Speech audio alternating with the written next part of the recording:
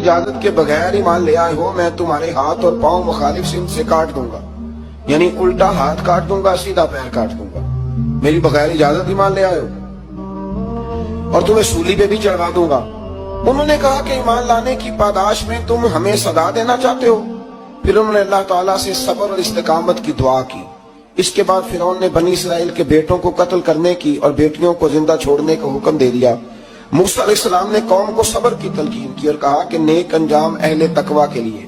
یہاں ایک لطیف بات ہمارے صوفیاء نے بھی لکھی ہے۔ صوفیاء کہتے ہیں کہ فرعون نے کلمہ نہیں پڑھا اور جادوگر کلمہ پڑھ گئے۔ وہ کس طرح کلمہ پڑھ گئے؟ تو کہنے لگے دراصل انہوں نے آتے ہی حضرت موسیٰ کا ادب بڑا کیا تھا۔ جادوگر حضرت موسیٰ کے مقابلے میں آ کے بھی ان سے کہتے ہیں کہ رسیاں آپ پہلے ڈالیں گے کہ ہم ڈالیں؟ آپ اصحاب پہلے رکھیں گے کہ ہم رکھیں؟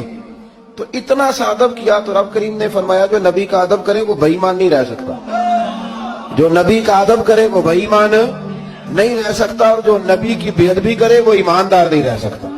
ختم ہو گئی بات۔ یہاں ہمارے صوفیاء نے یہ بات لکھی ہے کہ چونکہ انہوں نے آتے ہی کہا تھا کہ آپ پہلے ڈالیں گے یا ہم پہلے ڈالیں، تو حضرت موسیٰ سے انہوں نے پوچھ لیا، نبی کے پوچھے بغیر پہل نہیں کی تو اللہ نے انہیں ایمان کی دولت عطا کر۔ اللہ تعالیٰ نے فرعونیوں پر قحط سالی کا عذاب نازل کیا۔ فرعونیوں کا طریقہ یہ تھا کہ اچھائی کو اپنا کمال گردانتے تھے، کہتے تھے یہ ہماری طرف سے، اور برائی کو معاذ اللہ بدشگونی کے طور پر موسیٰ علیہ السلام کی طرف منسوب کرتے تھے، کہتے تھے معاذ اللہ آپ کی وجہ سے یہ سارا کچھ ہو رہا ہے۔ ہوتے نا نہیں کہتے ہیں جب سے میں وہاں گیا ہوں تب سے۔ ہمارے بزرگ ایک لطیفہ بھی سنایا کرتے تھے کہ کسی زمیندار نے نماز پڑھنی شروع کی تھی تو اس کے جانور مرنے شروع ہو گئے۔ اب لوگ سمجھتے ہیں کہ معاذ اللہ شاید یہ کسی بزرگ کے سبب سے ایسا ہے، حالانکہ یہ تو اللہ کی طرف سے آزمائش ہوتی ہے، اس کی حکمتیں ہوتی ہیں۔ اللہ تبارک و تعالیٰ نے ان پر عذاب کیا نازل کیا؟ آیت نمبر 130 اور 143 کا بھی آپ سورہ اعراف کی پڑھیں تو اللہ تعالیٰ نے ان پر ٹڈیوں کا، جموں کا، مینڈکوں کا اور خون کا عذاب نازل کیا۔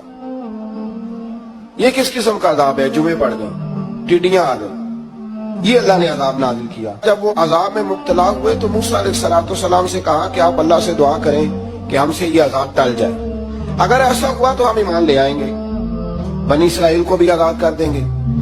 لیکن موسیٰ علیہ السلام کی دعا کے نتیجے میں جب عذاب ٹل جانے کے بعد فرعونی پھر اپنے وعدے سے